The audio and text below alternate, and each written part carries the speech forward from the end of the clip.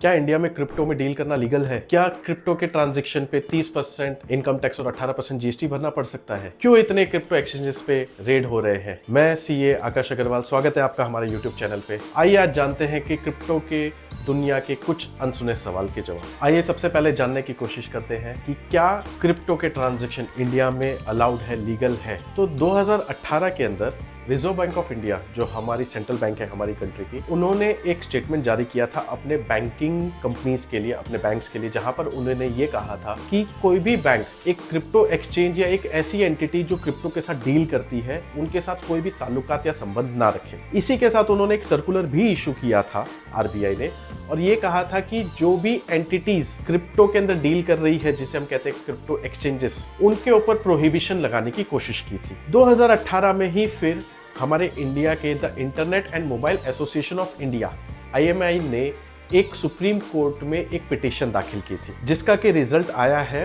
मार्च 2020 में, जिसमें supreme court ने आरबीआई की इस डायरेक्शन को और सर्कुलर को अनकॉन्स्टिट्यूशनल घोषित कर दिया। सुप्रीम कोर्ट ने बहुत क्लियरली अपने जजमेंट में कहा है कि आरबीआई का जो स्कोप है वो सिर्फ पैसे के इर्द गिर्द है, वहीं तक उसकी लिमिटेशन है। क्रिप्टो करेंसी जो है वो पैसे, मनी की डेफिनेशन में लीगल टेंडर से बाहर रहती है। इसीलिए सुप्रीम कोर्ट ने आरबीआई को बहुत क्लियरली इंस्ट्रक्शन दिए कि आपकी ये जो बातें हैं ये अनकॉन्स्टिट्यूशनल है, एंड आरबीआई को क्रिप्टो के ऊपर कोई भी डिसीजन या कमेंट करने से उसे रोका गया। तो क्या क्रिप्टो करेंसी में डील करना लीगल है कि इलीगल है? एज ऑन डेट हमारी कंट्री में इसके ऊपर कोई प्रोहिबिशन नहीं है। गवर्नमेंट एक बिल लाने वाली थी जिसका नाम था the crypto currency and regulation of digital currency bill 2021, जो लोकसभा में रखा गया था। वो अभी तक लॉ में कन्वर्ट नहीं हुआ। तो जब तक ये लॉ नहीं आता या इसके ऊपर एक लॉ नहीं बनता स्पेसिफिकली, तब तक हम ये कह सकते हैं कि ट्रांजैक्शन इन क्रिप्टो करेंसी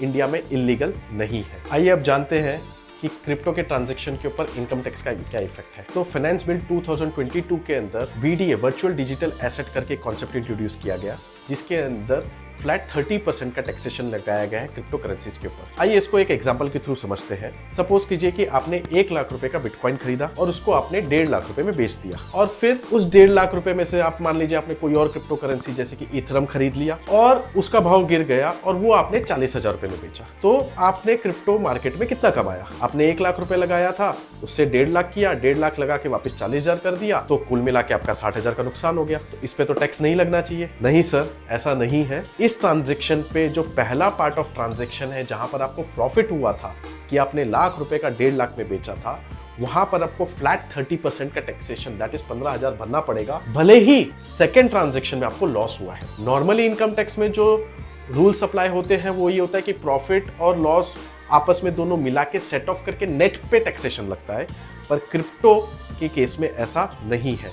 यहां पर आपको अपने प्रॉफिट पे फ्लैट 30% टैक्सेशन भरना है, लॉस का कोई लेना देना नहीं है। अब जबकि आपने प्रॉफिट के ऊपर 30% इनकम टैक्स भर दिया है, तो जीएसटी का एंगल भी थोड़ा सा समझ लेते हैं। अब जीएसटी जो है वो 2 चीजों पे लगता है, गुड्स और सर्विस। अब क्रिप्टो जो है वो कहीं पर भी स्पेसिफिकली डिफाइन नहीं है। अगर हम सेल ऑफ गुड्स एक्ट की डेफिनेशन देखें या फिर फेमा की डेफिनेशन देखें, तो मोर और लेस जो क्रिप्टो जो है वो VDA क्रिप्टो जिसे हम कहते हैं, वो गुड्स की परिभाषा में कहीं ना कहीं बैठता है। और जीएसटी के अंदर अगर हम गुड्स की डेफिनेशन देखें तो वहां पर 2 चीजों को एक्सक्लूड किया गया है गुड्स के अंदर, एक मनी और एक सिक्योरिटीज, मतलब पैसा, और एक शेयर, सिक्योरिटीज, बॉन्ड्स जो होते हैं, उन दोनों चीजों को गुड्स से अलग रखा गया है कि वो गुड्स नहीं है। अब अगर इन सारी बातों को हम मिला के देखें तो हम ये कह सकते हैं कि जो क्रिप्टो है, जिसे हम वर्चुअल डिजिटल एसेट भी कहते हैं, वो कहीं ना कहीं गुड्स की डेफिनेशन में फॉल करती है जीएसटी के अंदर, एंड उस पे भी आपको ट्रांजैक्शन पे जीएसटी भरना पड़ सकता है। तो कुल मिला के हम ये कह सकते हैं कि जीएसटी लॉ में अभी तक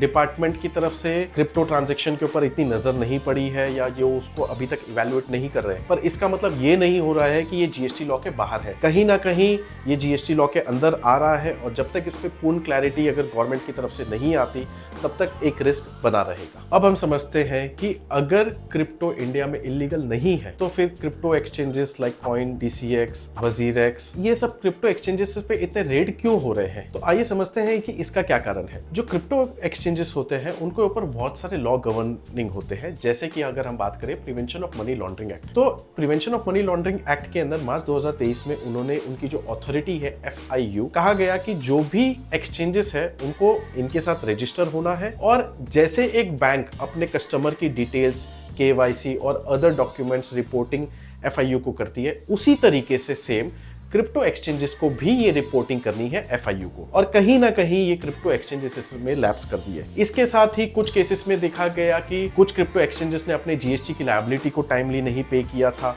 GST का इम्प्लीकेशन नहीं किया था। रिसेंटली हमने देखा था कि वजीरेक्स जो है उस क्रिप्टो एक्सचेंज ने क्या फेमा का नॉन कंप्लायंस किया था। तो ये जितने भी क्रिप्टो एक्सचेंजेस हैं इनके ऊपर बहुत सारे लॉ गवर्निंग होते हैं, इनके ऊपर बहुत सारे एक्ट्स लगते हैं, और जो इनकी गवर्निंग अथॉरिटीज होती है अगर उसका नॉन कंप्लायंस होता है तो वो कहीं ना कहीं इनके ऊपर रेड करती है। ये रेड होने का मतलब ये नहीं होता कि ये एक्सचेंज क्रिप्टो में डील कर रहे हैं इसीलिए रेड हो रहा है। कहीं ना कहीं इनके एंड से कुछ ना कुछ मिस रिपोर्टिंग, KYC को नहीं ध्यान में रखना, ऐसी कुछ बातें होती है जिसके वजह से इतने रेड हो जाते हैं। अगर आपको क्रिप्टो की दुनिया की बातें जानकर मजा आया तो please like and subscribe our channel.